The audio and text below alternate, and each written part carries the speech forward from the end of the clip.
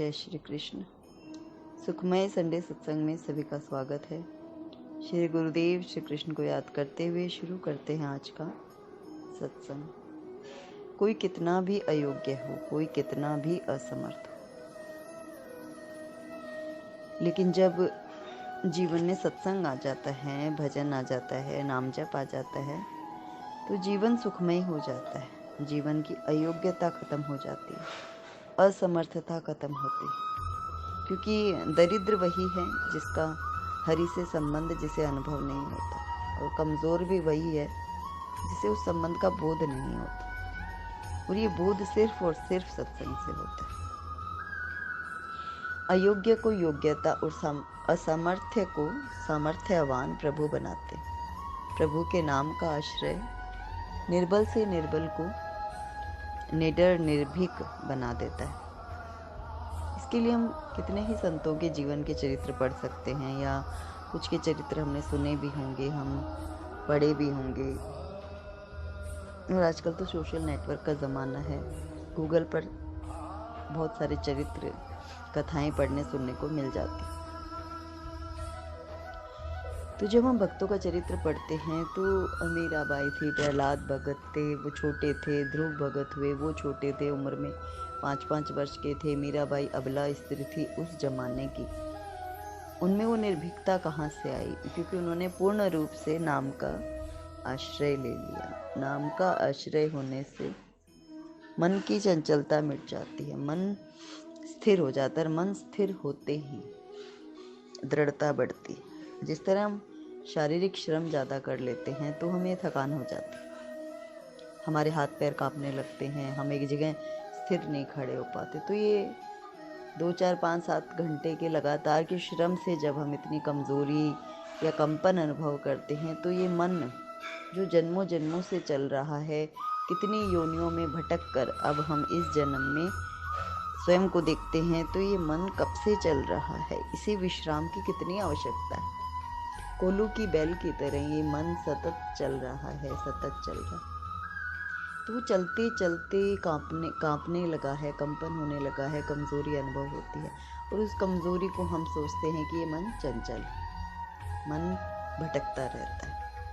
वो वीकनेस है। जैसे हम अस्वस्थ हो जाते हैं तो हमारा शरीर कमज़ोर हो जाता है, हम संतुलित भोजन खाते हैं, मेडिसिन लेते हैं, विश्राम करते हैं, तो हम स्वस्थ अनुभव करते हैं। वैसे ही ये मन चलते चलते चलते, परिश्रम करते करते करते थक गया है, कमज़ोरी अनुभव करता है, अस्वस्थ अनुभव करता है। अब उसे दवा की आवश्यकता है, और भव रोग की, मन की चंचलता को रोकने की सिर्फ एक ही दवाई है, श्री कृष्ण नाम का आश्रय।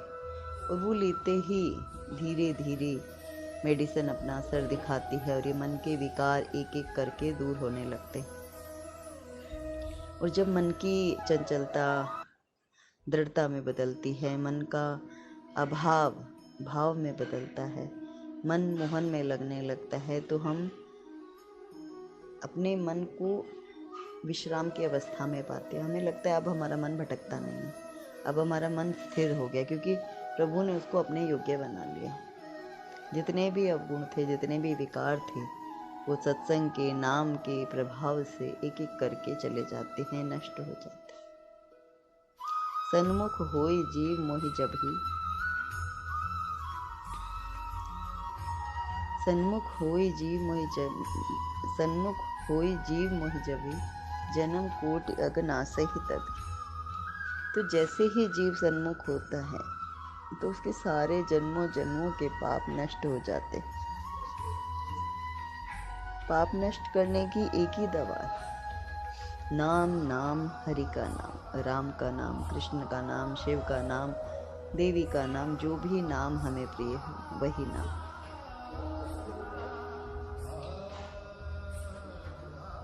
अपने भीतर की विश्वास की शक्ति को हम नाम के द्वारा ही पहचान सकते हैं, क्योंकि जिस तरह हम अपने संबंधों को, अपने परिवार के पति पत्नी, संतान, भाई, बंधु, मित्र के रिश्ते को पहचानते हैं, वैसे ही हम अपने प्रभु से अपने जो प्रगाढ़ संबंध को भूल चुके हैं, उसको पहचानने के लिए हमें उन पर ट्रस्ट होना आवश्यक है।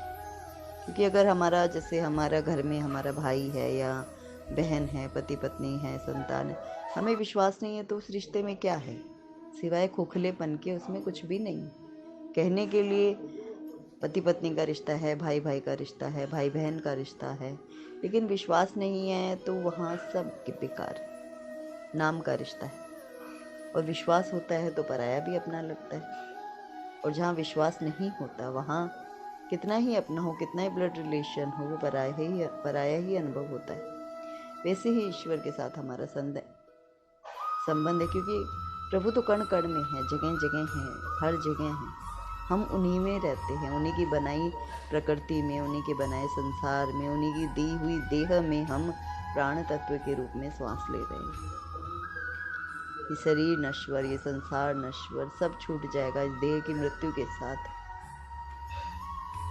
ये आत्मा परमात्मा में मिल जाएगी, और उस मिलन के लिए हमें भजन करना बहुत आवश्यक है, क्योंकि मृत्यु तो अटल है, सभी को आनी है, आज नहीं तो कल, काल के ग्रास सभी को बनना। लेकिन जाने से पहले कुछ ऐसा कर जाएं कि हम हंसे जग रोए। अब तक तो ये होता है कि हम रोते हैं, जग हंसता है, और जब मृत्यु ऐसी आए कि हम हंसे जग रोए, हम हंसते हुए जाएं ठाकुर के चरणों में, उनका प्रेम पाएं, उनकी कृपा पाएं, उनका अनुभव पाएं। संतों ने जीते जी उस अनुभव को पा लिया। मरकर किसने देखा है कौन कहाँ जाएगा, किसे स्वर्ग मिलेगा, किसे नरक मिलेगा, कौन किस योनि को प्राप्त होगा। लेकिन जीते जी जब हम अपने इस मनुष्य तन को इतना सामर्थ्यवान बना लें, भजन कर कर अपने भीतर वो जागृति, वो सजगता, सरलता, करुणा, प्रेम, दृढ़ता, निर्भीकता उत्पन्न कर लें, भजन के द्वारा, सिर्फ भजन के द्वारा ही ये सब संभव है। ये सारे जो सद्गुण हैं, सद्भाव है, वे एक एक करके मनुष्य के भीतर जागृत हो जाते हैं। गुण और अवगुण, अच्छा और बुरा, सब हमारे भीतर है। राम भी हमारे भीतर है, रावण भी हमारे भीतर, कंस भी हमारे भीतर है, कृष्ण भी हमारे भीतर।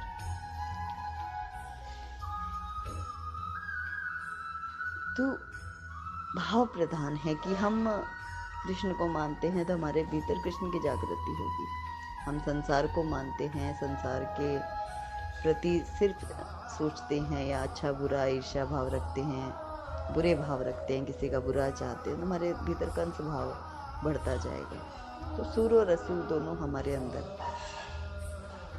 अब हम किसका पूजन करते हैं? ऊपरी रूप से हम प्रभु की पूजा कर रहे हैं, भीतर से हम किसी के लिए द्वेष रख रहे हैं, कलेश रख रहे हैं, संताप रख रहे हैं, इसका ऐसा हो जाए, इसका वैसा हो जाए।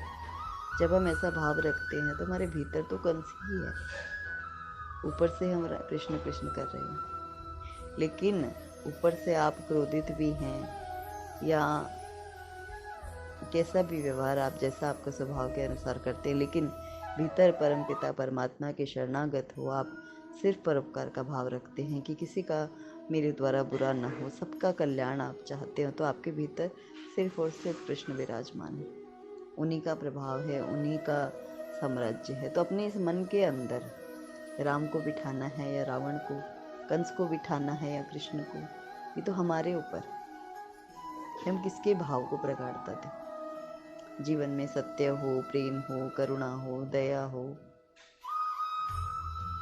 तब जाकर जीव शरणागत हो पाता है। क्योंकि सबसे प्रथम सोपान तो सत्य है।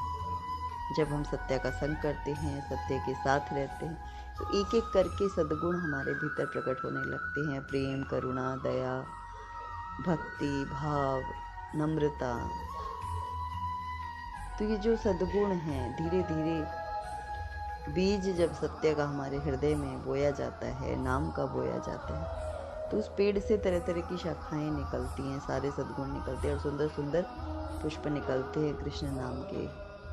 तभी तो भक्त गाता है, राम नाम के हीरे मोती मैं बिखराऊं गली गली, ले लो रे कोई राम का प्यारा, आवाज लगाऊं गली गली, आवाज लगाऊं गली गली।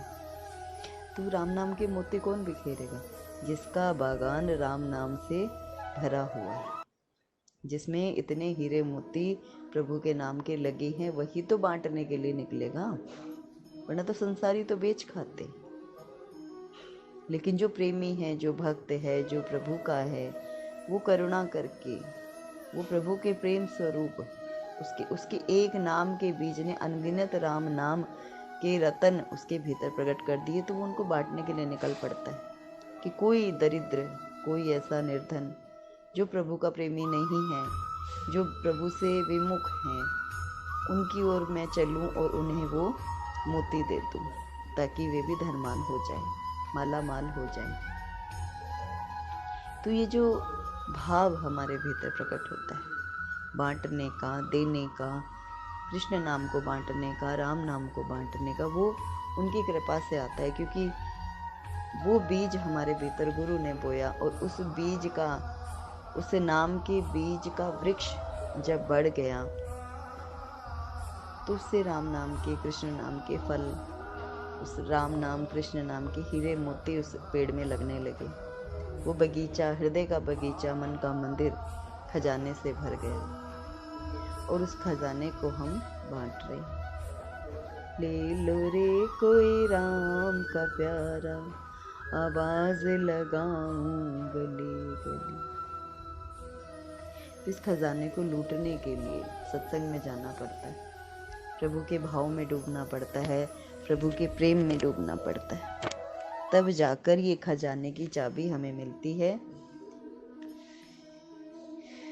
कि भाव में ही भगवान है। हरि व्यापक सर्वत्र समाना, प्रेम ते प्रकट होई मैं जाना। प्रभु तो सर्वत्र समान रूप से विराजमान है, लेकिन प्रेम क्या, भाव में भी प्रकट नहीं होते। उन्हें प्रकट करने के लिए सिर्फ प्रेम, सत्य की आवश्यकता है।